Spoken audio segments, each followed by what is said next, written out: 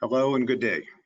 My name is Brian Burton and I'm the President and CEO of the Indiana Manufacturers Association, and welcome to your first week legislative report.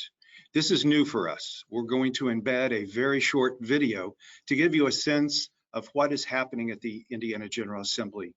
That will be embedded each week and you can have a look. We're shooting for approximately 3 minutes, so we won't take up much of your time. Most of the detail will be in the written report itself.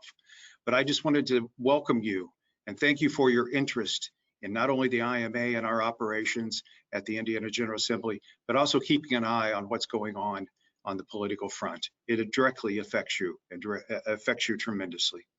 This is the first week. Operations are completely different. This is the 32nd session of my career at the Indiana General Assembly, and this is one like I have not seen before because of COVID.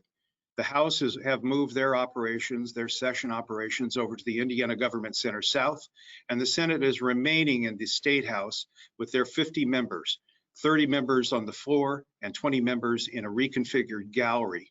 They are encouraging visitors and lobbyists not to enter the State House because of COVID requirements. So their operations are different. Testimony will be in different rooms other than the committee itself, and will be through camera and electronic means to communicate with them. So it's a different environment. It's going to be very challenging to try to communicate. We're in an information business and we're in a communications business. So it's very difficult to try to work in this environment, but we will get it done. The makeup of the General Assembly this year. There are, in the Senate and House, there are Republican supermajorities. In the Senate, it's 39-11, and the House is 71-29. So there are supermajorities. I talked about the operating procedures for the General Assembly. We will work through that. The last day of the session, this is a long session, and they have to do just a few things. A long session that will end on April 29th. If it is not modified, they're going to have to play it by ear. They may start and stop depending upon if there are any positive cases of COVID within the ranks of the elected officials or staff or the lobbying community. There are a couple of things they must do this session. They have to do a budget. This is the budget year for the biennium.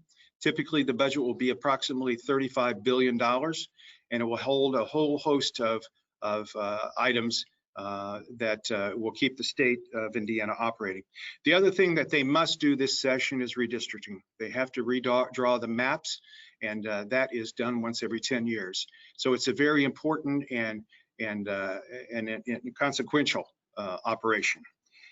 Some of the other top issues, one that we're working on is the COVID liability immunity bill. That was heard this week, and our Senior Vice President of Governmental Affairs, Andrew Berger, testified on that bill. We have been working with legislators both in the House and Senate on getting a language that not only they can agree upon, but also is very tight in that immunity. This year, they will also be talking about school funding. That is a top issue, and also allowing legislation for the hold harmless for our school corporations, for virtual learning and the like for session days. So the other issue will be, and those are being introduced, is there's a concern on the part of some legislators to limit the executive powers of the governor.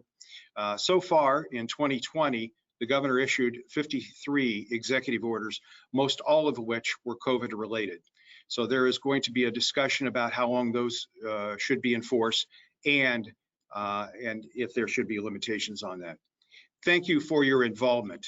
You will see in this report the top issues that are occurring.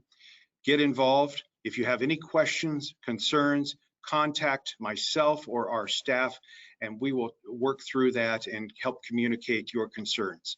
Once again, thank you very much, and thank you for being a member of the Indiana Manufacturers Association.